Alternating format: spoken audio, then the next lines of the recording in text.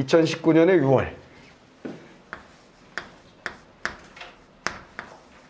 6월에 27번부터 31번까지 지문을 할 건데요.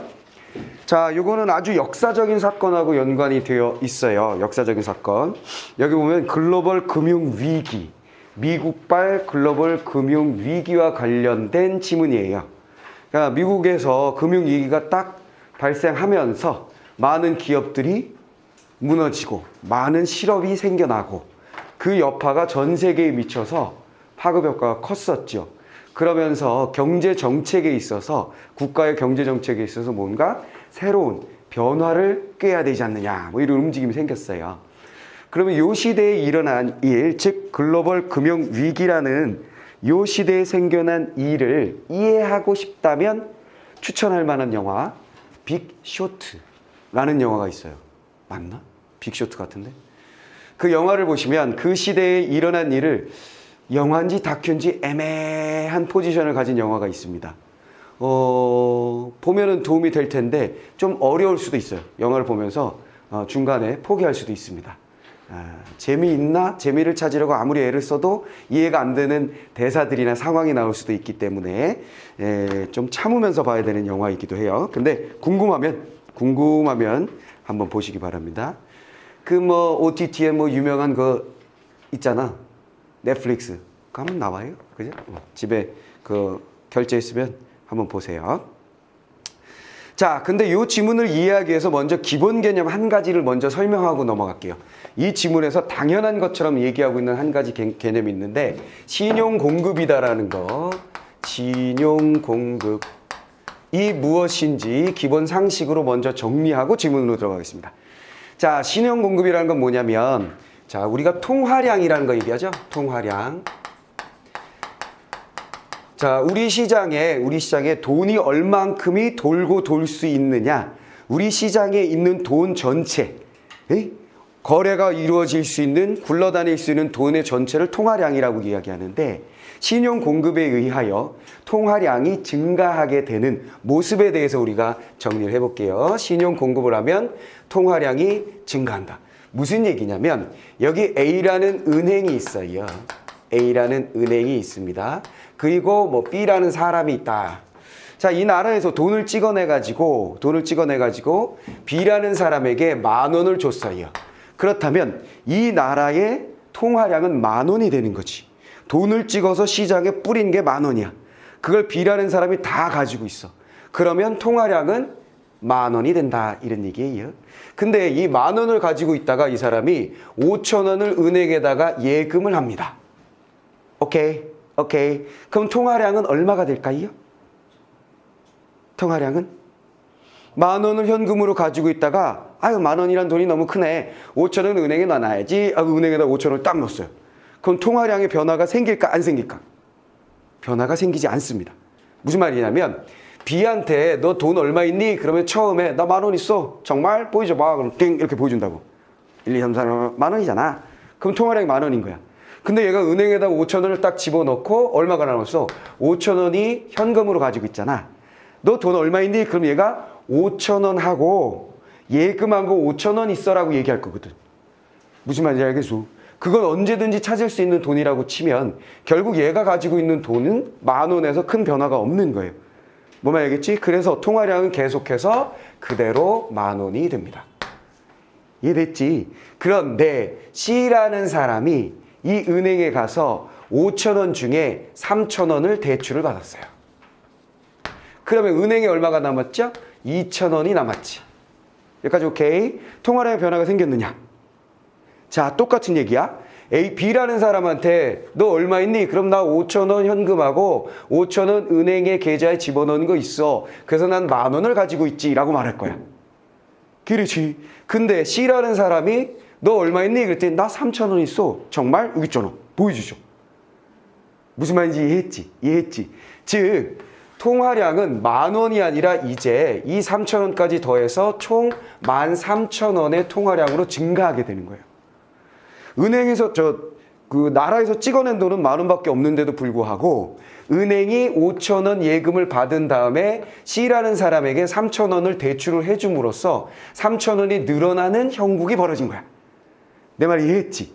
이런 걸 우린 뭐라 그러냐면 신용창조라고 이야기하는 거야. 뭔 말인지 알겠지? 이해됐지? 즉 은행이 대출을 하게 되면 통화량은 자연스럽게 늘어나게 되는 거야. 내 말 알겠지? 이해됐지? 그래서 본문에서 은행이 금리에 의해서 대출이 늘어나고 대출을 많이 해주고 함으로써 신용을 공급이 늘어난다라는 말은 즉 통화량을 늘린다는 뜻이 되는 거야. 어떻게 늘어나는 거냐면 바로 이렇게 늘어나는 거야.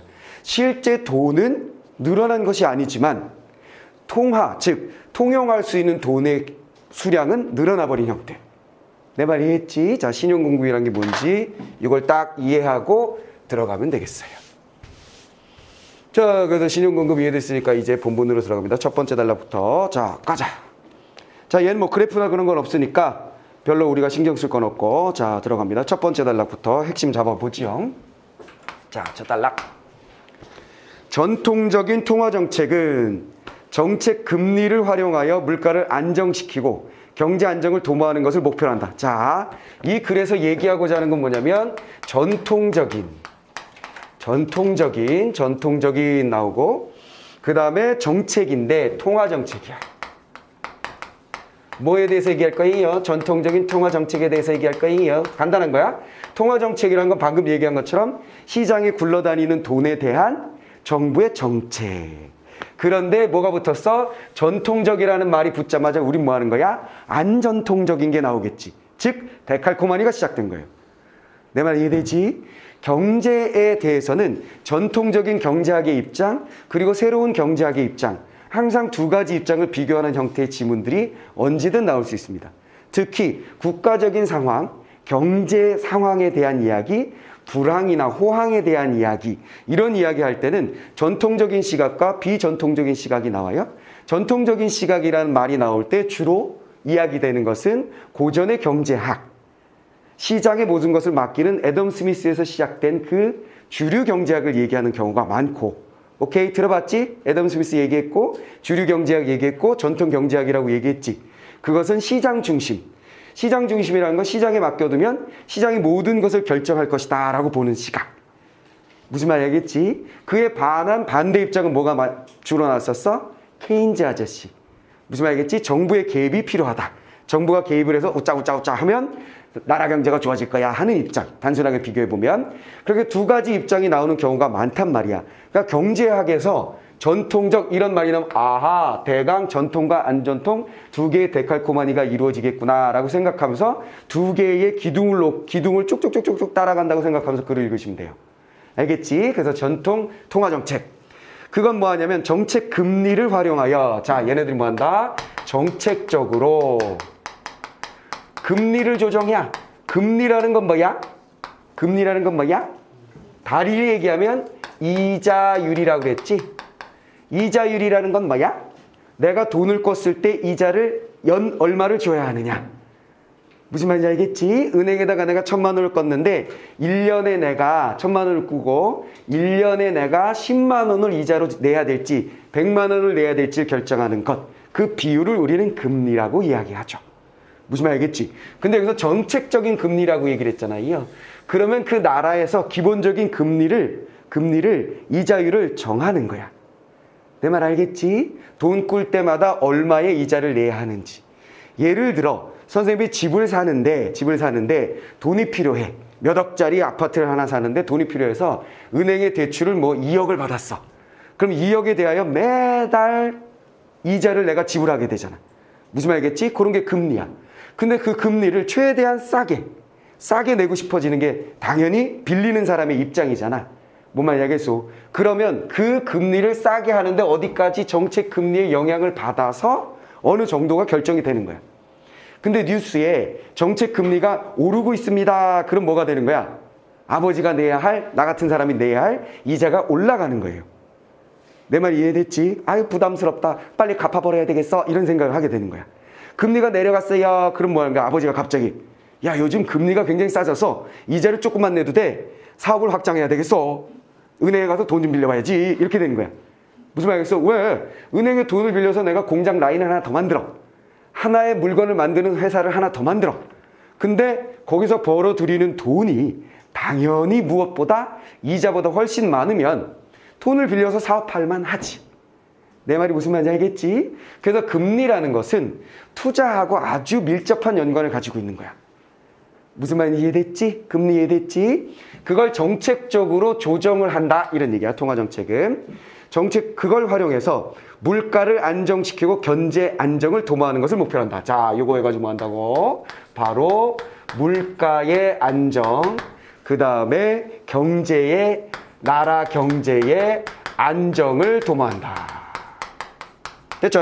자, 그러면 우리 머릿속에 남는 포인트는 뭐냐면 전통적으로 통화정책, 즉 금리를 건드려서 나라 경제를 조정하고 물가를 조정하려고 생각했었다 이런 얘기예요. 이해됐지? 이해됐지? 자, 첫 번째 문장이 있고요. 중앙은행은 중앙은행 그 나라의 중심이 되는 은행. 그러니까 이런 각 나라의 중앙은행에 가서 일반인들이 나 아파트 사게 돈 좀 꺼주요. 그러면 뭐라 그런가? 나가 아저씨 이렇게 되는 거야. 이 은행들은 중앙은행이다 보니까 크게 보면 이런 일을 한다고 생각하면 돼. 동네에 있는 은행들 있잖아. 민간인들이나 기업인들하고 거래를 하는 은행들과 거래를 하는 은행. 중심이 되는 은행을 중앙은행이라고 생각하면 돼. 여기서 화폐가 찍어지는 것과 뭐 등등을 관리한다고 생각하시면 돼요. 무슨 말이겠지? 각 나라는 중심이 되는 은행이 있어. 중앙은행은 경기가 과열되었을 때 정책 금리를 인상을 통해서 경기를 진정시킨다. 아하, 자, 뭐 한다고?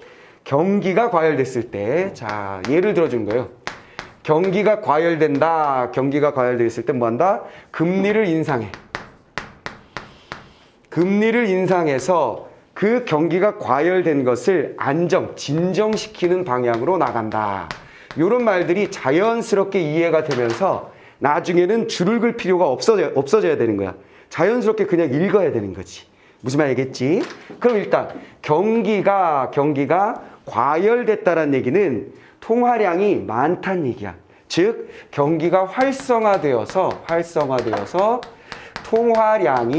통화량이 돈이 흔하고 잘 굴러다니고 많다는 얘기야. 뭔 말인지 알겠어? 그러면 좋은 거야 나쁜 거야? 좋은 것처럼 보이잖아. 그치? 경기가 침체되어 있는 것보다 활성화된 게 더 좋을 것 같은데 경기가 활성화되는 게 심해지면 불균형이 생기기 쉬워요. 돈이 많은 사람들이 돈이 더 많아지고 빈부의 격차가 심해져. 빈부의 격차가 심해지는 건 궁극적으로 결과적으로는 경제의 파탄에 이르게 돼. 무슨 말이겠지? 없는 사람들이 많아지고 있는 사람들에게 집중이 된다면 결국은 뭐야? 있는 사람들이 물건을 만들어서 파는데 살 사람들이 줄어드는 것과 같은 거잖아. 많은 사람들이 살기 힘들게 되는 거잖아. 다수가. 무슨 말이겠지? 가장 큰 문제는 그런 걸 거야. 그래서 어쨌거나 경기가 활성화되다 못해 난리가 날 정도로 심하게 여기 말한 것처럼 과열되어 있을 때는 얘를 눌러줘야 돼. 눌러주기 위해서 뭐 한다? 정책 금리를 만든다 그랬잖아요. 금리를 인상하게 된다는 거예요. 이해됐죠? 그러면 경기는 진정이 되더라. 왜 그렇게 되느냐? 정치 금리 인상으로 시장 금리도 높아지면 짜잔, 자 이게 구분을 해야 돼. 이 금리를 높인 건 정책 금리를 높인 거지. 정책 금리를 높이면 시장의 금리가 높아져. 중앙은행에서 금리를 기준금리라고 보통 얘기하기도 하지. 기준금리. 기준이 되는 금리를 싹 올려버리면 각 은행들의 금리도 올라가고 제1금융권이라고 얘기하는 유명한 은행들의 금리가 올라가. 이자율이 올라가. 그리고 제2금융권. 무슨 농협이니 신협이니 막 이런데도 금리가 올라가고 또 제3 또 무서운 금융권들. 무슨 말이겠어? 돈 못 갚으면 손모가지 잘라다가 막 쫓아오는 사람들. 이런 사람들의 금리도 막 올라가는 거야. 무슨 말이겠지? 모든 금리가 다 올라가게 됩니다. 이해됐죠? 금리가 올라가게 돼요. 그런 금리들이 올라가는 걸 뭐라 그랬냐면 시장 금리도 높아지면서 라고 얘기한 거야. 됐지? 시장 금리도 올라가면서 가계 및 기업에, 자 여기서 가계라는 건 뭐야? 각 가정들, 각 집구석들 및 기업에 대한 오케이? 기업들에 대한 대출의 감소로 또돈. 자, 시장 금리가 올라가니까 사람들이 뭐야? 돈 못 빌리겠어. 돈 갚아버려야 되겠어. 이자가 너무 많이 나가. 일해서 버는 돈보다 이 돈을 굴려서 내가 버는 돈보다 이자를 내는 게 너무나 높아져서 비싸지니까 에라이 모르겠다. 갚자 안 빌릴래 이렇게 되는 거지. 그렇게 되면 무슨 일이 벌어진다? 아까 내가 얘기했었던 신용 공급이 줄어들게 되는 거지. 내 말 이해됐어? 그럼 통화량이 늘어나지 못하게 되는 거야. 이해됐지? 사람들은 갚고 더 빌리지 않는다. 그렇다면 통화량은 줄어들게 되는 거지. 됐죠? 자, 그러면 신용 공급이 축소된다. 신용 공급의 축소는 경제 내의 수요를 줄여. 따단. 자, 그 다음 무슨 일이 벌어진다? 경제 내의 수요가 줄어든다. 수요가 줄어든다는 얘기 무슨 얘기야? 사람들이 돈이 없으니까 돈 빌려서 소고기 사 먹던 사람들이 아이고 이제는 못 빌리겠어요. 소고기 안 먹을래요. 그럼 소고기 사람들이 안 먹으니까 뭐야? 수요가 준 거지. 물건을 안 사. 차 사려고 마음을 먹었어요. 차 좀 바꾸려고 10년 탔는데 이제 바꿔야지 했더니 금리가 너무 올라가가지고 대출 받아서 차를 사고 카드로 긁어서 차를 살려고 그랬는데 야 이러다 큰일 나갔어. 안 사. 이렇게 되는 거지. 무슨 말이겠어? 수요가 줄어들게 된다는 겁니다. 수요가 줄어들게 되면서 자연스럽게 물가가 안정이 된다 그랬어요. 물가가 안정이 된다. 물가가 안정이 된다. 됐죠? 그래야 경기가 진정된다. 자, 물가 안정, 경기가 진정된다. 경기가 진정된다. 반면에 경기가 침체되었을 때는 반대 과정을 통해서 경기를 부양시키고도 한다. 또 진짜 뭔 소린지 알겠지? 반대, 이게 경기가 너무 활성화돼가지고 경기가 너무 활성화돼서 난리가 난 상태야. 과열되어 있을 때라 그랬지? 과열되어 있을 때는 금리를 올리고 진정을 시키는 거야. 어떻게? 시장 금리까지 올려서 신용 공급이 줄어들게 되고 수요가 줄어들게 돼서 물가 안정, 경기의 진정을 만들어냈다면 반대, 과열이 아니라 침체되어 있을 때 경기가 침체되어 있을 땐 반대로 간다는 거지. 침체되었다는 얘기는 통화량이 어떻다는 얘기야? 시장에 돈이 많이 굴러다닌다, 조금 굴러다닌다. 조금이야. 돈이 안 돌아. 응? 냉랭해. 차가워. 무슨 말이겠어? 물건을 만드는데 안 팔려. 미치겠어. 이렇게 된 거지. 이해됐어? 그럴 땐 어떻게 해야 돼? 돈을 풀어줘야지. 돈을 풀어주려면 어떻게 하는 거야? 금리를 낮춰서 이자가 싸졌어요. 그럼 이거 가지고 내가 카페 하나 열어야 되겠어요. 이렇게 되는 거지. 무슨 말이겠어? 그러면 돈이 구르기 시작한다는 거야. 시장 금리도 당연히 떨어지게 되겠고 대출이 늘어나니까 당연히 신용 공급은 늘어나게 되고. 무슨 말이겠죠? 수요가 사람들이 이제는 돈 빌려가지고 사업도 하고 가게도 열고 등등등 아파트도 사고 차도 사고 소고기도 사 먹고 이렇게 된다는 거지. 그러다 보니까 어떻게 되는 거야? 시장이 활성화되는 거죠. 무슨 말이겠어요? 물가는 띵 안정이 아니라 약간 오르게 되면서 경기가 진정이 아니라 이번엔 활성화되는 거예요. 이해됐습니까? 이해됐죠? 그래서 요즘 이런 말 쓰잖아요. 우리가 야 요즘 경기가 너무 안 좋아 라고 말한 건 침체됐단 말이에요. 요즘 경기가 너무 좋아. 이건 뭐야? 과열 직전이란 얘기야. 과열되고 있는 중이야. 그래서 전 세계의 모든 경제가 이루어지고 있는 사회는 어떤 모양으로 이루어지고 있다는 거야? 경기가 활성화되다가 과열됐다가 다시 내려가서 침체됐다가 다시 올라가는 이러한 파도처럼 이루어진다는 거야. 전 세계 경제는. 당연히 모든 나라의 경제는 이렇게 변화되게 돼요. 이건 정상인 거야. 내 말 알겠어? 그리고 선생님 그림을 그릴 때 어떻게 했어? 약간 상향으로 그림을 그렸지? 그건 뭐야? 경제는 이렇게 파도치면서 활성화됐다가 떨어졌다 활성화됐다 떨어졌다 활성화됐다 떨어졌다 하면서 경제는 성장하게 되는 거예요. 그 규모가 성장하게 되는 거죠. 무슨 말이겠어? 성장하여 우리나라가 세계의 10위권의 국가로 뚜둥 올라서게 되는 거예요. 무슨 말이겠어? 옆 나라 우리 친구 나라 좀 미운 나라 걔네들은 막 이렇게 곤두박질 치고 있는 거지. 무슨 말이겠어? 이해됐지? 내 말 이해됐지? 그래서 이게 이상적인 건데 이게 되게 각이진 형태라든가 잘 올라가지 않고 침체 상태를 계속 유지한다거나 그럼 굉장히 심각한 거예요. 정부는 뭘 해야 되느냐? 얘가 과열되면 눌러주고 침체되면 올려주고 이걸 시기를 조정하거나 그 깊이나 높이를 조정해주는 역할을 해주면 되는 거야. 무엇을 통해서 할 수 있다고 생각했다? 전통적으로 통화정책, 즉 금리를 조정해서 그것이 가능했다는 거예요. 금리를 조정하면 뭐한다? 시장에 돈이 많아지고 적어지고 결정된다. 무엇을 통해서? 바로 신용 공급을 통해서. 내 말 다 알아먹어서 지금 이 글에서는 이게 제일 중요한 얘기야. 이 기본을 이해하고 나면 이 기본의 바탕으로 하여 다양한 이야기들이 나오게 되는 것이거든. 얘가 기본이야, 이 지문에서. 그럼 얘 이 첫 단락을 잘 이해해야 돼. 내가 얘기했었던 신용 공급, 신용 창조라는 게 무엇인지 알고, 그 다음에 통화 정책이라는 게 어떻게 일어나는지, 금리를 가지고 어떻게 쪼물딱쪼물딱 거리는지에 대해서 여러분들이 이해를 하시면 돼요. 그리고 이제 경제 뉴스에 대해서 우리가 알게 되는 것이지. 내 말 알겠지? 이해됐지? 요 첫 단락 잘 해야 돼. 요거는 잘 기억을 하시면 된다. 자, 두 번째 단락으로 넘어갈게요. 자, 금융통화정책의 전달 다 끝난 거지. 물가 경기를 진정, 반면에, 똑같아. 됐어. 자, 그 다음 통화정책에 대한 얘기였고요. 금융을 통화정책의 전달 경로로만 보는 전통적 경제학에서는 자, 전통적 경제학. 전통에서 뭐 했다는 거야? 데칼코마니 또 나오는 거지. 전통. 데칼코마니 일단은 침체기와 과열기에 어떻게 하느냐 데칼코마니가 있었고, 여기 전통이란 녀석이 있으니까 전통에 대한 얘기가 계속 나오는 거야. 전통과 안전통 데칼코마니도 우리는 신경 쓰면서 읽어야 되죠. 전통적 경제학에서는 뭐 했다고? 통화 전책의 전달 경로로만 금융을 보았다. 됐지? 자, 전통에서는 금융은 무엇과 관련된 거다? 통화를 만들어내는 거야. 통화를 키우든 통화를 줄이든 하는 게 금융 아니냐? 금리를 조정해서 이렇게 생각했다는 거죠. 그런데 자, 전통적인 경제학에서는 금융감독 정책이 개별 금융회사의 건전성 확보를 통해 금융 안정을 달성하고자 하는 미시 건전성 정책을 집중해야 한다고 하다. 금융감독 정책. 이렇게 생각하다 보니까 금융감독 정책 자체가 어느 쪽으로 되어 있었냐면 미시 쪽으로 갔어요. 자, 미시란 말 중요한 말이죠. 이건 뭐야? 시라는 건 시각이지. 그치? 시각. 이렇게 생각하면 되고, 미는 뭐야? 좁은. 이렇게 생각하면 돼. 미시라는 건 좁게 보는 거라고 생각하시면 돼요. 그러니까 경제에서만 얘기하는 게 아니라 수없이 많은 분야에서 미시, 거시라는 말이 나오잖아. 무슨 말이겠어? 미시, 거시라는 말이 나오잖아. 그럼 얘는 좁게 본다. 이렇게 생각하면 좁게 본다. 이렇게 생각하시면 되겠죠.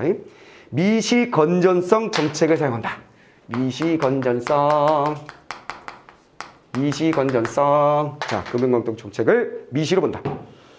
그 미시 건전성은 특징이 뭐냐면 딱 요 말이 중요하죠. 개별 금융회사. 띵. 자, 미시는 뭐다? 요거야. 개별 금융회사. 제일 중요한 말은 개별 회사를 본다. 포인트. 끝난 거야.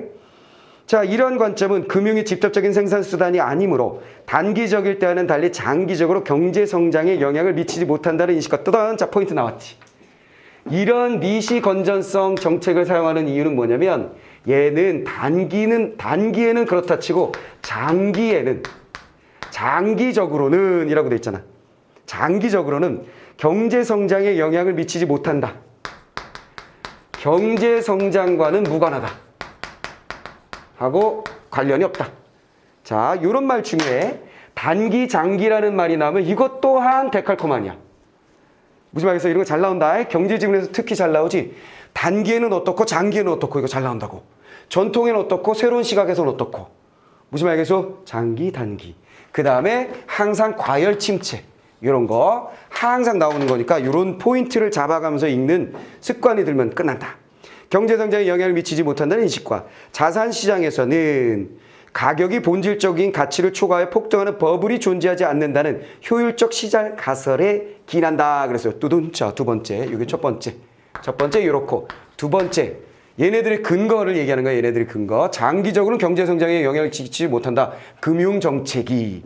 그 다음에 두 번째, 시장에 여기 무슨 말이 나왔냐면 자산시장이란 말이 나왔지. 자산시장에는 버블이 존재할 수 없다. 자, 이게 포인트야. 자, 버블. 이게 뭐야? 이 정도 단어는 알잖아, 우리가. 거품이지, 거품. 많이 쓰지. 부동산 거품이 제거되면서 뭐 이런 얘기 하잖아. 무슨 말이겠어? 일본의 부동산 거품이 제거되면서 뭐 이런 얘기 하잖아. 하우스 푸어 만들어졌습니다. 이런 거 얘기한다고. 무슨 말이겠지? 그거 얘기하는 거야. 거품. 지나치게 과열되어 가격이 오른 상태. 그런데 이 사람들은 자산시장에서, 자산시장, 요거 자산이라는 걸 쉽게 생각하면 그냥 집 생각하면 돼. 아파트. 요거 생각하면 돼. 알겠지? 집만 생각하면 돼. 자, 자산시장의 버블은 없을 거라고 생각한 거예요. 미주의 건전성 정책은 개별 금융회사, 다시 나왔죠? 개별 금융회사의 건전성에 대한 예방적 규제 성격을 가진 정책 수단을 활용하는데 뚜둔. 자, 제일 중요한 말이 뭘까? 개별에 대해서 얘는 예방이다. 예방적인 녀석이다. 이게 포인트지? 예방적인 것으로서 예로는 향후 손실에 대비하여 금융회사의 자기 자본 하한을 설정한다. 후. 자, 자기 자본.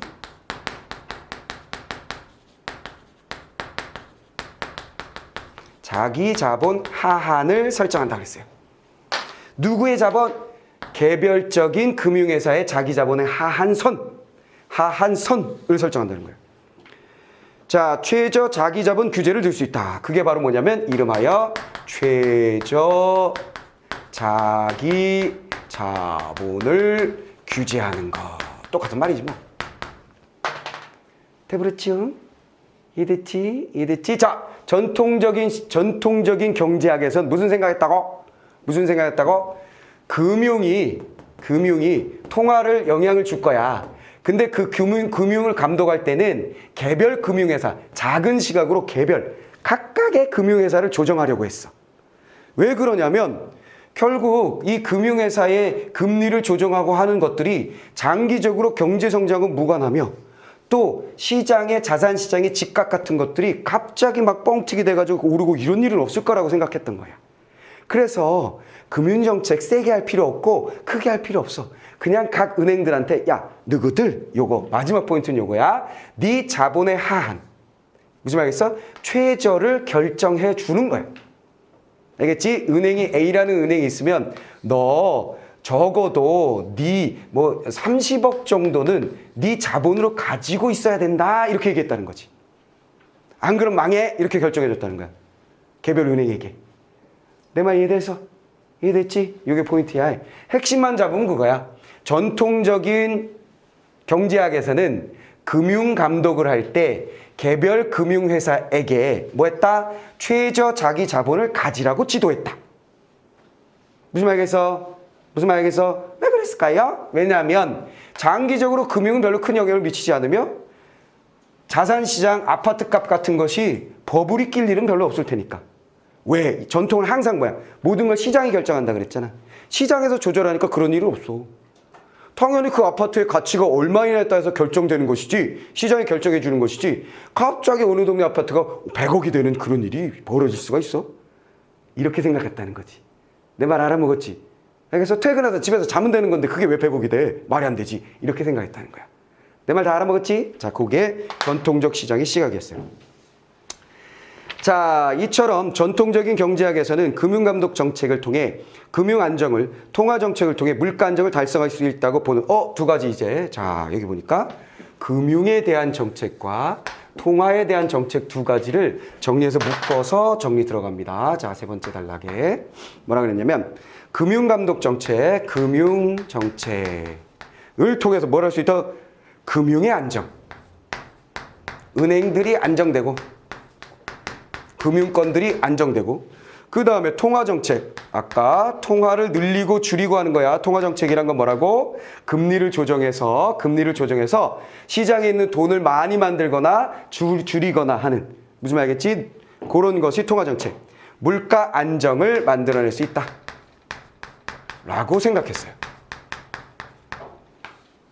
자, 이렇게 생각했는데 이원적 접근 방식이 지배적인 견해였어. 그러나 글로벌 금융 위기 이후에 자, 뭔 일이 벌어졌다는 거야? 미국발 글로벌 위기가 빠방 터지면서 글로벌 금융 위기가 터지면서 금융 시스템이 와해되어 경제 불안이 확산되면서 기존 접근 방식에 대한 자성이 일어났다.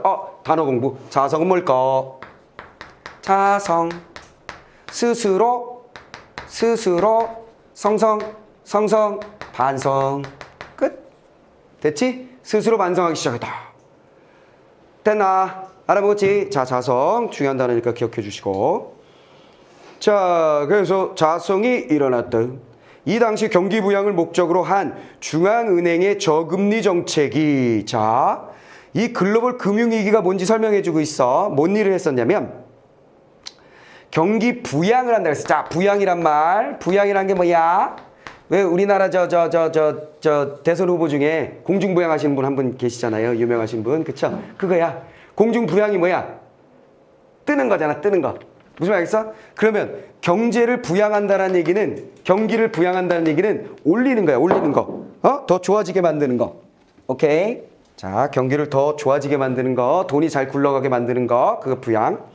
부양을 하려면 어떻게 해야 돼? 시장에 돈을 늘려줘, 줄여줘. 늘려줘야 되겠지. 늘려주려면 금리를 낮춰, 높여. 낮춰줘야 되겠지. 다 이해됐지? 그러니까 이 뒷부분에 대한 것을 이해하거나 또 다른 지문을 이해할 때 중요한 건 이거밖에 없는 거야. 이 지문 다 읽고 뒤는 다 날려버려도 상관없어. 뒤는 다 날려버려도 상관없고 빅슈터는 영화는 그냥 보고 말아. 무슨 말겠어? 근데 얘는 반드시 알아야 된다는 거지. 그 과정은. 그래서 다른 수험생들은 이런 지문이 나왔을 때 이게 왜 이렇게 되지 하고 있을 때 우린 그냥 뭐야? 당연한 얘기 하나 그냥 쑥 지나가야 돼. 내 말 알겠지? 그건 반드시 정리해야 된다. 그런 얘기입니다. 자, 그래서 글로벌 금융위기가 뭔지 얘기하는 거야. 자, 부양하기 위해서 뭔 일을 벌였냐면 저금리 정책으로 자산 가격의 버블에 따른 금융 불안을 야기하게 됐다는 거예요. 무슨 말이겠어? 얘가 부양하려고 금리를 낮췄어. 금리를 낮춰주게 되면 시장에 돈이 늘어나게 되고 수요가 늘어나게 되고 소비가 늘어나게 되지. 그래서 사람들이 뭐 하게 되는 거야? 야, 싼 값에 돈을 빌려준대. 야, 이참에 집이나 살까? 이러고 산다는 거지. 내 말 이해됐지? 이해됐지? 야, 뭐 은행 돈 빌려서 집 사는 거지 뭐 내가 사는 거냐? 그러면서 막 산다는 거야. 그렇게 되면서 그 시장이 활성화되는 것이죠. 그래서 자산 가격이 버블이 생긴 거야. 뭔 말이겠어? 부동산 시장이 막 활성화되니까 막 난리 나서 이 사람 저 사람 막 살려고 그러는 거야. 그러니까 가격이 막 치솟아 오르게 되는 거지. 이해됐지? 자, 그래서 뭐 저금리를 했더니만 자산 가격이 부동산 가격이라고 생각하면 돼. 무지하게 올라서 심지어 버블. 야, 다리 뻗고 자는 집이 100억이 뭐야? 이렇게 돼버린다는 얘기지. 내 말 이해돼서 자, 버블이 생겼다.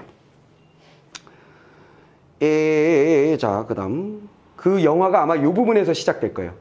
이런 현상이 일어나고 난 다음에 누군가가 금융권에 일하는 누군가가 다 통계적으로 보니까 야, 이거 집값 떨어지고 이거 대출 받아서 집 얻은 사람들 이거 다 개작살 나갔는디.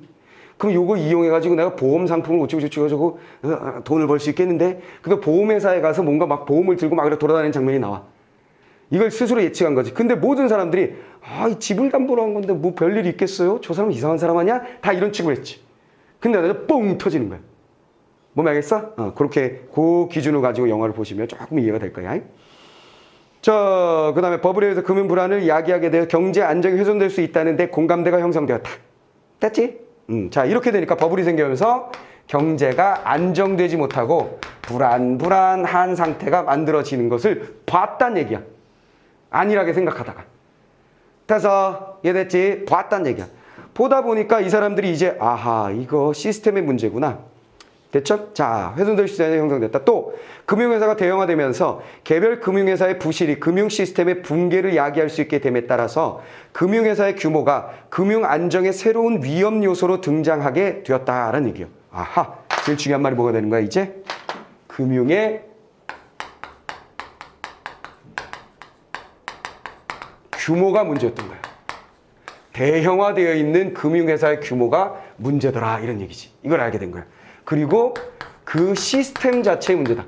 자, 여기서 시스템이라는 말이 중요하죠. 뭐하고 데칼코마니를 이루는 거야? 개별하고 데칼코마니를 이루는 거야. 이전에 뭐였다는 거야? 개별 금융회사에 대해서 집중했고 야, 니들 자본을 이만큼 가지고 있어 놈들아 이렇게 얘기했었잖아. 그런데 작은 개별 회사가 문제가 아니라 금융 전체 시스템, 너무 큰 금융회사의 운영 그 사이즈가 문제가 되더라는 거지. 이해됐지? 자, 그렇게 넘어갔다는 거야. 자, 그 다음에 유연률은 이게 기존의 정책은 금융 안정을 확보할 수 없고 경제 안정을 위해서는 물가 안정뿐만 아니라 금융 안정도 필수적인 요건이 밝혀졌다. 즉 뭐야? 물가 안정을 위해서 금융 정책을 갖다 쓰는 거 말고 얘 자체도 중요하지 않냐라는 생각이 들었다는 거야.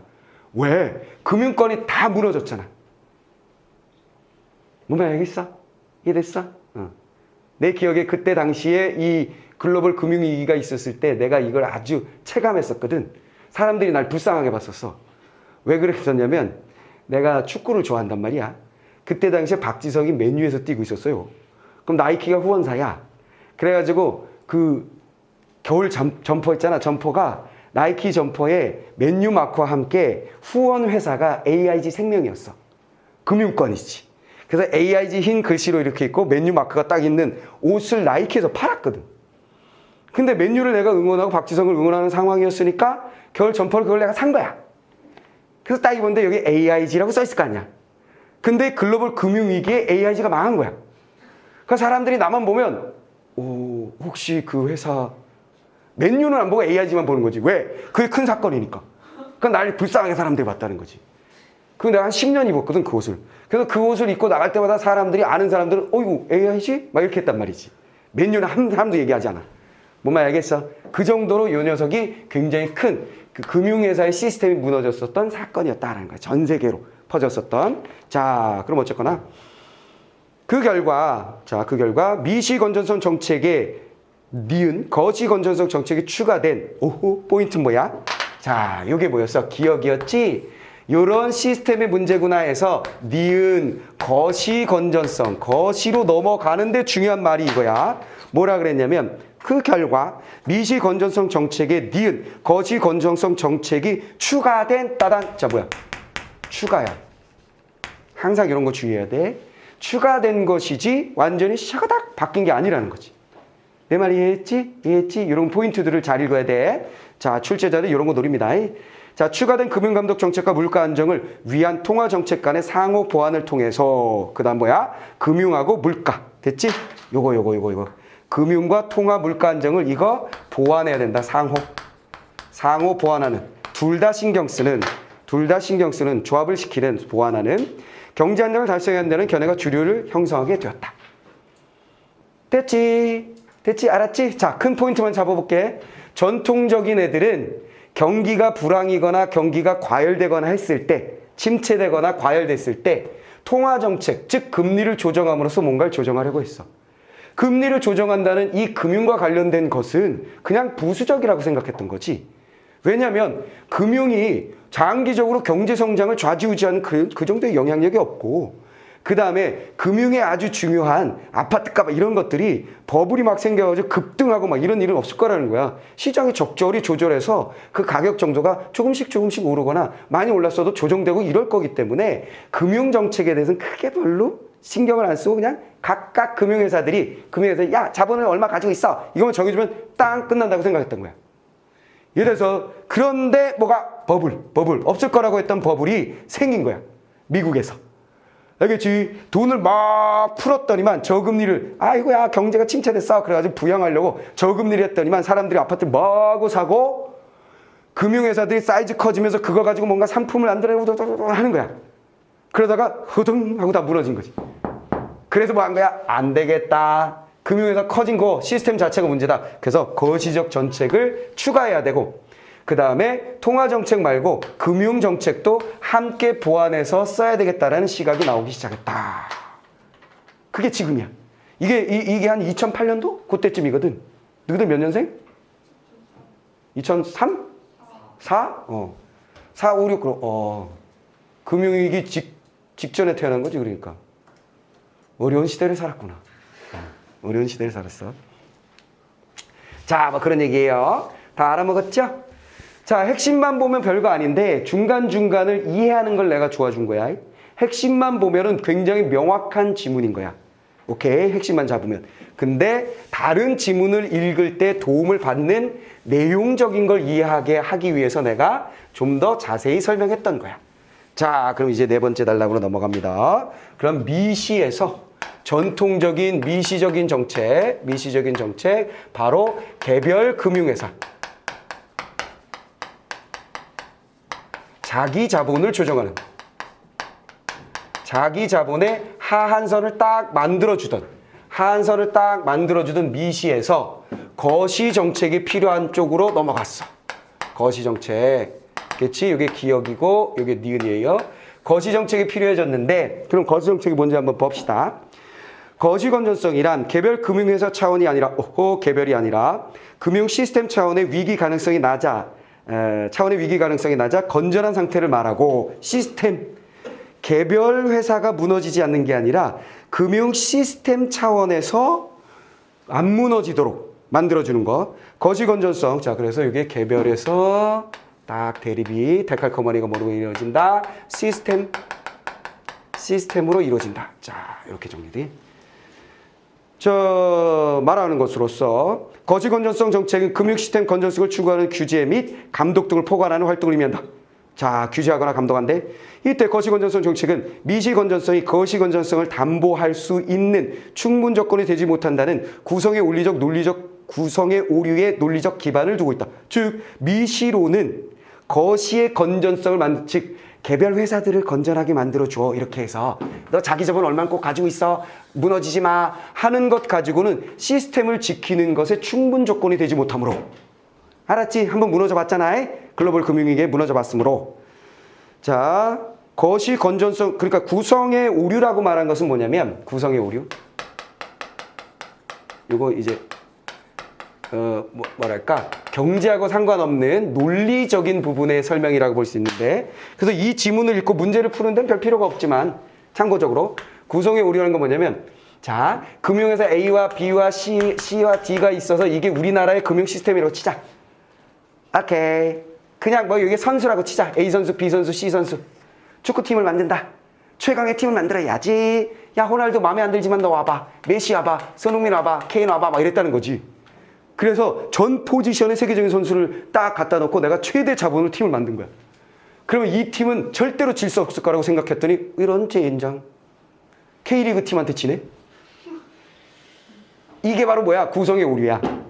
무슨 말이겠어? 내가 이렇게 팀을 만들어 놓고 보세요. 공격수 누구 수비수 우리 김민재 왔어요. 막 하는 거야. 골키퍼 누가 왔어요. 막 하는 거야. 그리고 질 수가 없죠. 질 수 있을걸요? 왜요? 당신 구성의 오류야? 이렇게 말하는 거야. 개별이 강하다고 해서 그 구성 요소로 만들어진 전체가 강하다는 결론을 끌어낼 수는 없다. 무슨 말이겠지? 즉 개별 금융회사를 안정적으로 유지한다 해서 시스템 자체가 안정적인 건 아니다. 내 말 알아먹었어요? 그럼 논리적인 얘기인데, 근데 요거는 실제로 이 지문을 읽으면서 우리가 몰라도 상관이 없어. 그냥 뭐야? 개별로는 충분하지 않아. 그것을 이야기하는 설명은 바로 구성의 오류다. 그 정도만 알면 돼. 그치? 요거는 충분치 않아요. 그래서 시스템을 봐야 된다. 그럼 뭐 어떻게 하는 건데? 거시 건전성 정책은 금융 시스템 위험 요인에 대한 예방적 규제를 통해, 예방은 다 똑같아. 대신 개별이 아니라 시스템이고, 시스템 예방. 금융 시스템의 건전성을 추구한다는 점에서 미시 건전성과는 차별화된다. 아씨, 별 얘기 아니었어. 얘는 어쨌거나 시스템의 건전성을 유지될 수 있도록 훼손되는 것을 예방하는 것. 이 지문은 내가 아까도 얘기했지만 핵심만 생각하면 별거 아니야. 미시 건전성이라는 것은 뭐야? 개별 금융의 건전성을 확보하는 것. 거시 건전성이라는 것은, 거시 정책이라는 것은 시스템 자체의 건전성을 미리 예방해서 건전성이 훼손되는 걸 예방하는 것. 간단해. 그 사이에 무슨 일이 있었냐? 글로벌 금융위기가 있었다. 것! 이렇게 되는 거지. 돼버렸지? 이랬지? 자, 그렇게 정리하시면 되겠습니다. 자, 네 번째 단락 별거 없었고. 자, 마지막 단락 갑니다. 자, 마지막 단락. 자, 마지막. 거시 건전성 정책의 목표를 효과적으로 달성하기 위해서는 경기 변동과 금융 시스템의 위험 요인 간의 상관관계를 감안한 정책 수단의 도입이 필요하다. 계속해서 뭐야? 경기 변동. 그 다음에 뭐? 금융 시스템. 그렇지? 계속 반복되는 얘기야. 자, 경기 변동과 금융 시스템 둘이 조절해줘야 돼. 금융 시스템 위험 요인은 경기 수능성을 가진다. 따단. 자, 이게 포인트잖아. 요거를 신경 쓰겠다는 얘기였잖아. 요것의 특징 넘어가네요. 자, 얘는 뭐다? 경기 수능성을 가진다. 우후. 경기 수능성을 가진다는 얘기는 경기의 변화에 순응한다 이런 얘기지. 됐지? 경기 변화에 순응한다. 자, 즉, 설명했는데 땡큐. 호황일 때에는 금융회사의 대출이 늘려. 자, 뭐야? 호황. 활성화되어 있을 때. 자, 경기가 호황일 때는 금융회사들이 대출을 늘려. 회사들이 어떻게 하는 거야? 대출을 많이 해주다는 거지. 돈이 막 굴러가서 경기가 잘 굴러가니까 금융회사 어떻게 하는 거야? 야, 돈 좀 갖다 쓰세요. 사업들 많이 하세요. 그리고 이자들 팍팍 내주세요. 신난다. 이런다는 얘기지. 응? 대출을 막 해준다는 건 뭐가 늘어난다는 건 신용창조가 늘어나는 거지. 그럼 호황이 더 겹쳐져서 왕호황이 만들어진다는 얘기지. 내 말 알아보고 있어. 이해됐지? 자, 그렇게 되고 신용 공급을 팽창시키면서 신용 공급 팽창시키고 그럼으로써 자산 가격 시장이 활성화되니까 아파트 값이 어떻게 된다는 거야? 자산 가격이 올라가는 그런 일들이 벌어진다는 얘기죠. 급등하고 다시 경기를 다시 과열시키는 호황이었는데 경기가 더욱더 과열되는 그런 과정을 거치게 된다. 이게 바로 뭐야? 글로벌 금융위기 같은 거예요. 이해돼서 글로벌 금융위기 같은 거예요. 반면 불황일 때는 따단. 자, 이건 뭐야? 불황일 때는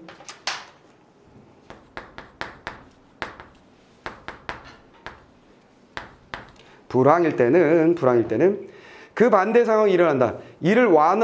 반대 상황이 일어난다는 얘기는 불황이 되면 은행에서 뭐야? 시장이 삐리하니까 돈 빌려줬다간 못 받아요. 다들 망해요. 대출 좀 해주세요. 안 돼요. 이렇게 된다는 거지. 그럼 신용 공급이 줄어들어. 시장에 돈이 줄어. 오케이. 그러니까 뭐야? 아파트 거래가 잘 안 돼. 자산 가격이 떨어져. 무슨 말이겠어? 수요가 늘면 사람들이 살려고 자꾸 모여들면 어떻게 돼? 이거 그 값에 못 사요. 지금 살 사람들이 줄 섰어요. 올려야 돼요. 3천만 원 올릴 거예요. 이렇게 되는 거지. 그런데 그 시장이 삐리삐리해지면 어떻게 되는 거야? 제발 사주세요. 5천 내릴게요. 이렇게 되는 거지. 자산 가격이 떨어지게 되는 거야. 경기는 과열되지 않고 어떻게 돼? 침체되게 되겠지. 더 침체되는 거야. 이해됐어? 자, 여기서 여러분들이 주의해야 될 게 뭐냐면 얘는 금융 시스템은 경기 순응성을 가진다 그랬을 때 요게 바로 대출을 늘리거나 줄인다는 걸 말하는 거야. 즉 은행이 이렇게 한다는 거야. 앞에서 얘기했었던 건 뭐냐면 정책을 얘기했던 거야. 돈이 너무 많으면 과열되면 정부에서 어떻게 하는 거야? 통화 정책을 땅 써가지고 통화를 줄여야지. 그래서 기준금리, 정책금리를 어떻게 한다? 조절해 주는 거지. 돈이 너무 많다고 못 빌리게 해. 금리를 삥 올려준다는 거야. 내 말 이해돼서 그건 정책이었고 지금 여기 얘기하고 있는 건 뭐냐면 경기가 자연스럽게 변동되는 그런 상황 속에서 금융 시스템들이 어떤 일을 하는지를 얘기하는 거야. 무슨 말인지 이해해야지. 다른 거 이해했지? 그래서 여기는 지금 나라 경제가 활성화되어 있는 상태면 그 금융 시스템이 알아서 뭐 한다는 거야? 순응하여 돈을 막 꺼준다는 얘기지. 내 말 이해돼서 그 다음에 거 한다? 자산 가격이 아파트 값이 막 오른다는 얘기야. 버블 이렇게 된다는 거지. 내 말 이해돼서? 내 말 알아먹었지? 이해됐지? 다른 거야. 아까 그림하고 첫 단락에서 내가 얘기했었던 건 정책적으로 조정하는 과정을 내가 뚝뚝 화살표로 보여줬던 거고 요거는 뭐다? 경기 상태가 어떤지 순응하여 금융 시스템이 어떻게 변하는지 보여준 거야. 자, 이해하지? 그거 이해해야 돼. 자, 이렇게 되더라. 자, 이를 완화할 수 있는 정책 수단으로는 경기 대응 완충 자본 제도를 쓸 수 있다. 중요한 거다. 요거 때문에 경기에 이렇게 순응하는 것에 따른 경기에 대응하여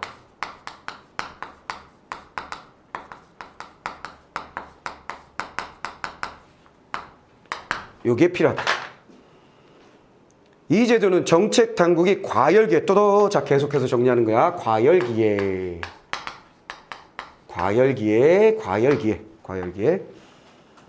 금융회사로 하여금 최저 자기 자본에다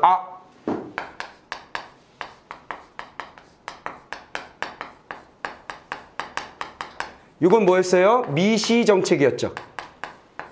기억나지? 이거 유지하라. 이거 미시 정책에다 또 역시 추가적인 자금 자본, 즉 완충 자본을 쌓도록.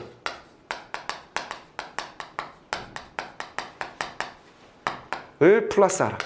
쌓아라, 늘려라. 됐지? 이거 딱 하한선을 딱 결정. 너가 얼마면 꼭 가지고 있어야 돼. 그리고 과열될 때 어떻게 한다고? 자본 더 쌓아. 그러면 은행이 은행 자체에 자기 돈으로 남기는 돈을 늘려버린 거잖아. 그치? 늘려버리는 거지. 그럼 당연히 무슨 일이 벌어지겠소? 대출이 늘어난다, 줄어든다? 줄어들겠지. 대출할 수 있는 돈이 줄어들잖아. 무슨 말이겠어? 얘가 10억을 가지고 있는데 10억을 다 대출해 주려고 했어. 안 돼, 이 새끼들아. 자본 2억은 남겨둬. 이랬다는 거야. 알았어요. 2억을 남겨뒀어. 미시. 무슨 말이겠어? 근데 버블 빵 터지니까 안 되겠어. 너들 2억 더 남겨. 이렇게 된다는 거지. 무슨 말이겠어? 그러면 과열될 때 순응하여 대출을 늘리고자 했었던 애들이 못 늘리게 되는 거지. 내 말 이해됐냐? 알아먹었냐? 이해됐지? 고정책이야. 요거에다가 요거를 플러스 해준다. 이런 얘기지. 신용 팽창을 억제시킨다 그랬어요. 완충작용을 쌓으면서 대출이 줄어든다. 그건 바로 무엇이다? 신용 팽창, 신용 공급이 늘어나는 것을 억제하는 거야. 신용 공급이 늘어나지 못하도록 하는 거야. 포인트. 따져. 한편 적립된 완충 자본은 경기 침체기에는 대출 재원으로 쓰도록 함으로써 신용이 충분히 공급되도록. 반대 데칼코마니. 침체돼 있을 땐 어떤 방법을 쓰느냐. 이 완충 자본을 어떻게 하는 거야? 지키도록 하는 것이 아니라 대출 재원으로 쓰도록. 얘를 대출해줘. 요거 가지고 대출해줘. 대출해주면 어떻게 되는 거야? 신용 공급이 늘어날 수 있도록 해주는 거지. 내 말 다 알았어요? 이해됐어? 그러니까 금융 시스템이 경기 따라가는 걸 야 잠깐만 하지마 이렇게 한다는 것이. 알겠소? 자, 잘 정리하셔야 돼요. 호황기에 대출 막 하려고 그러면 하지마. 그치? 침체기에 아우 빌려줘야 소용없어 할 땐 좀 빌려줘 뭐 막 이렇게 한다는 거지. 이해됐어? 그것이 바로 뭐다? 그시다. 그시다. 그시는 독자적인 것이 아니라 요거에다가 플러스 뭐 한 거다? 바로 완충 자본을 더한 거다. 끝. 이렇게 된 거예요. 다 알아버렸지? 다 이해됐지? 어렵지 않지? 어렵지 않지? 자, 얘는 지금 여러 단계가 있었어요. 첫 번째 가장 기본이 되는 침체기에 뭐하고 통화 정책에 대한 얘기가 있었잖아. 걔를 화살표로 쭉쭉쭉쭉 그려보는 거 첫 번째. 무슨 말겠어요? 그 다음에 경기 수능적으로 금융 시스템이 변하는 거 이해하는 거 두 번째. 그걸 어떻게 막느냐 세 번째. 화살표들의 관계 있잖아. 얘네들을 연습장에다가 쏙 세 가지를 딱 정리해 놓고 비교해 보시면 돼요. 그게 쏙 이해가 되면 이 지문은 공부 끝났다 이렇게 생각하시면 되겠습니다. 알아먹었지요? 이해됐죠? 자, 그러면 문제를 보시면 1번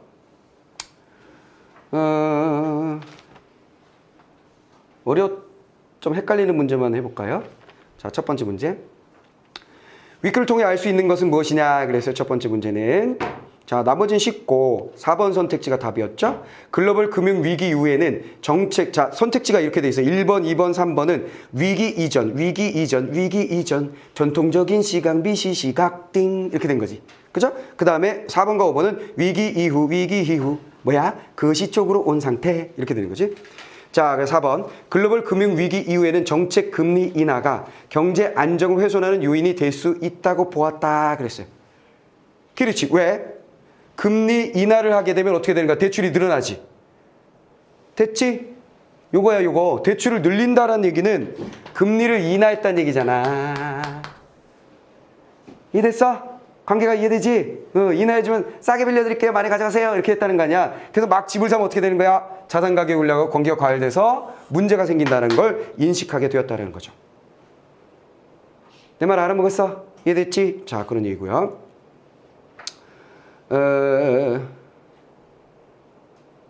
그 다음에 5번 선택지 한번 볼까요? 그 1번의 5번 선택지. 글로벌 금융 위기 이후에는 경기 변동이 자산 가격 변동을 유발하나. 자산 가격 변동은 경기 변동을 유발하지 않는다고 보았다 그랬는데 자, 여기 보시면 자산 가격 변동이 경기 변동을 유발하느냐 안 하느냐 이거 뭐야? 여기 봐봐. 자산 가격 변동 됐지? 자, 이거 버블이야, 버블 잘 봐봐. 자, 대출이 호황이 되니까 은행들이 야, 돈 많이 갖다 써. 집도 사고 사업도 해. 신난다. 우리 금융회사 커진다. 이러고 있었다는 거지. 막 빌려가 신용 공급이 늘어나 통화량이 늘어나 막 아파트 시장이 난리가 났어. 막 물건이 없대. 막 사고 있어. 지금 사지 않으면 안 된다. 그래도 어떻게 자산 가격 버블 딱 올라갔다고. 그것들이 뭐야? 경기가 과열되는 경기의 변화가 생기는 거지. 호황이 더욱더 과열되면 문제라 그랬잖아. 무슨 말이겠소? 이에 대해서 과열이라는 건 문제라 그랬잖아. 그러니까 결국 뭐야? 자산 가격 변동은 경기 변동을 유발하지 않는다고 보았다 그랬는데 자산 가격 변동은 경기 과열을 만들어냈으니까 변동을 만들어낸다고 봐야 되지. 이해됐지? 즉 이게 뭐냐면 전통적 시각에서는 금융이 장기적으로 영향을 미치지 않는다 그랬잖아. 근데 전통적 시각이 틀렸다는 게 나온 거야.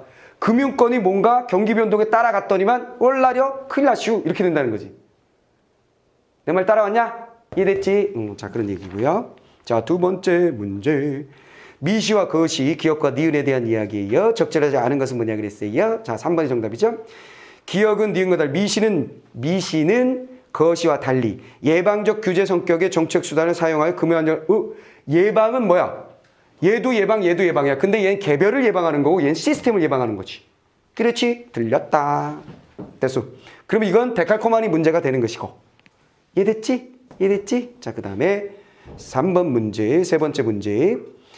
자, 미시 건전성 정책과 거시 건전성 정책 간의 보기를 보시면 정책 수단 운용의 입장의 차이가 존재한다. 경기가 띵띵일 때 띵띵 건전성 정책은 완충 자본을 뭐뭐 하도록 하고 완충 자본을 썼으니까 B에 들어갈 게 뭔지 알게 됐죠. 그렇지? B를 먼저 결정한 거야. B가 결정된 거야. 뭐가 들어가? 거시가 들어가게 되지. 완충 자본은 누구 거니까? 거시 거니까. 돼버렸지? 그래서 하나 정했다. 했더니 뭐야? 1, 2, 3번 남 거. 이렇게 되는 거지. 그 다음에 띵띵 건전성 정책에서는 최소 수준 이상의 자기 자본. 아하, 뒤에 들어갈 건 뭐야? 미시. 아이씨. 1, 2, 3이 다 거시 미시네. 망했어요. 이렇게 되는 거지. 이래서 어쩔 수 없어. 그러면 이제 뭐라는 거야? 불황, 사용, 호황, 사용, 불황, 적립. 이거만 보면 되는 거지. 불황일 때 완충 자본을 사용하느냐. 이게 1번이고. 그렇지? 2번은 뭐야? 호황일 때 완충 자본을 사용하느냐. 그 다음에 불황일 때 완충 자본을 적립하느냐. 이렇게 돼 있어. 어떤 게 많이 이건 다 됐고 이거만 보면 되는 거야. 그럼 불황이라는 건 침체기잖아. 침체기. 대출 이걸 가지고 제출하라 했지. 맞네. 불황일 때 적립 아니지. 호황일 때 어떻게 하는 거야? 과열됐을 때. 대출 못하게 얘를 쌓고 있어야지. 됐지? 틀렸네. 1번 다 이렇게 정리되지. 이해됐지? 항상 이렇게 들어갈 구멍이 여러 개인 경우야. 들어갈 구멍이 여러 개인 경우는 채울 수 있는 거 먼저 채우는 거지. 그래서 샥샥샥 나머지 없애고 난 다음에 하나씩 차근차근 해결하면 돼. 한 방에 해결하지 말라고. 내 말 알아먹었지요? 이해됐죠? 자, 그렇게 정리하시면 되겠고요. 자, 그 다음에 다음 문제. 자, 이 네 번째 문제가 이제 3점짜리 문제여서 문제가 되는 것인데, 자, 네 번째 문제가 되는 것인데, 이거 한번 잘 보세요. 자, 일단은 보기를 보시면 현실에서 통화정책의 효과는 경기에 대해서 비대칭적인 것을 아하 말했어. 자, 보기 정리합니다. 보기. 통화정책 이제 익숙하지? 통화정책이란 건 뭐야? 통화량을 늘리고 줄이고 해서 불경기나 경기가 침체되어 있을 때는 통화를 늘리고 호황 과열되어 있을 때는 통화를 줄이는 정책. 보통 금리를 조정하거나 돈을 찍어내거나 여러 가지 방법이 있어. 일본이 아베가 썼었던 방법은 뭐야? 아베가 썼었던 방법은 돈을 찍어내는 방법이었어. 무슨 말이겠어? 그걸 아베노믹스라고 들어봤지? 뉴스에서 들어봤을 거야. 아베노믹스. 돈을 찍어내는 정책. 돈을 찍어내게 되면 돈이 시장 내에, 일본 내 시장 내에 돈이 많아지고 일본의 우리 환율 전에 있어서 일본의 돈이 많아지면서 돈 가치가 툭툭툭 떨어진다. 그럼 일본의 물건값이 싸지면서 수출이 늘어날 것이다. 무슨 말이겠어? 그렇다면 우리가 경제가 회복될 것이다 라고 아베노믹스를 했는데 20년 동안 오히려 곤두박질 치지. 망했어요. 이렇게 된 거지. 무슨 말이겠어? 그것도 하나의 정책인 거야. 근데 왜 그렇게 됐느냐? 여러 가지 요인들이 있겠지. 그거 뭐 여기에 주제는 아니니까 넘어가고. 자, 그 다음에 통화정책의 경우는 경기에 대한 비대칭적인 것이다. 아, 이건 뭔 소리야? 얘가 비대칭적이래. 뭔 소리지? 대칭을 이루지 않는다는 얘기야. 뭔 소리지? 통화정책은 경기 과열을 억제하는 데는 효과적이지만 경기 침체를 벗어나는 데 효과가 없다. 아하. 과열 억제는 돼. 억제는 잘 되는데 침체된 상태를 일으키는 것은 잘 안 된다. 해결이 잘 안 된다는 거야. 억제하려면 자 여기서 퀴즈. 과열된 걸 억제하려면 통화정책 어떻게 하지? 통화를 늘린다, 줄인다? 줄인다. 얘는 어떻게 되는 거야? 통화정책 늘린다. 대출을 많이 해준다, 적게 해준다. 침체 때는 많이 해준다. 축축축 나와야 돼 이거. 간단한 얘기야. 아주 쉬운 얘기야 이거. 무슨 말이겠지? 한 번만 딱 정리해보면 그냥 쉽게 이해할 수 있는 거야. 자, 미미하다. 경기 침체를 극복하기 위해서 중앙은행이 정책 금리로 인한 기준금리 정책 금리로 인한 인하로 은행이 대출을 늘려 신용 공급을 확대를 해도 가계 소비 심리가 위축되거나 기업이 투자할 대상이 마땅하지 않을 경우 떠던 자 침체돼 있는데 금리를 침체돼 있었어. 그래서 어떻게 했다는 거야? 금리를 인하했음에도 불구하고 소비 심리가 소고기 사 먹어야지 하고 돈을 빌려야 되는데 차 사야지 하고 돈을 빌려야 되는데 안 움직여 얘네들이. 이래서 그 다음에 또 무슨 일이 일어나는 거야? 투자 대상. 야, 돈 빌려서 나 사업 좀 해야지. 야, 투자할 데 없어. 안 한다는 거야. 무슨 말이겠어? 안 빌려요. 이렇게 되는 거지. 빌려야 침체기에서 벗어나는데 그게 안 된다는 거야. 됐죠? 오히려 확대된 신용 공급이 이제 익숙하지? 다른 말로 바꾼 뭐야? 대출이 주식이나 부동산 등 자산 시장으로 과도하게 유입된다. 돈을 안 빌리거나 혹은 빌려가더라도 그 신용 공급한 대출 자금을 가지고 어디다 쓴다는 거야? 자산 시장에 붓는다는 거야. 자산 시장에 붓더라는 거야. 이래서 그 부동산만 값이 오른다는 얘기지. 대수 의도치 않은 문제를 일으킨다.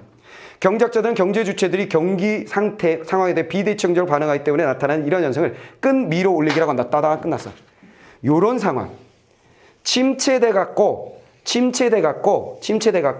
금리를 인하시켰음에도 불구하고 소비 심리가 움직이지 않고 투자도 하지 않고 오히려 대출 받아가지고 자산을 늘리는 부동산 값을 올리는 이런 상태를 뭐라 그런다고? 끈 밀어 올리기라고 한다고. 그래서 그냥 막 올라간 건 누르기는 쉽다는 거야. 올라간 건 잡아 당기긴 쉽다는 거야. 근데 떨어지는 걸 올리는 건 마치 알지? 이렇게 뱀 싹 올라가잖아.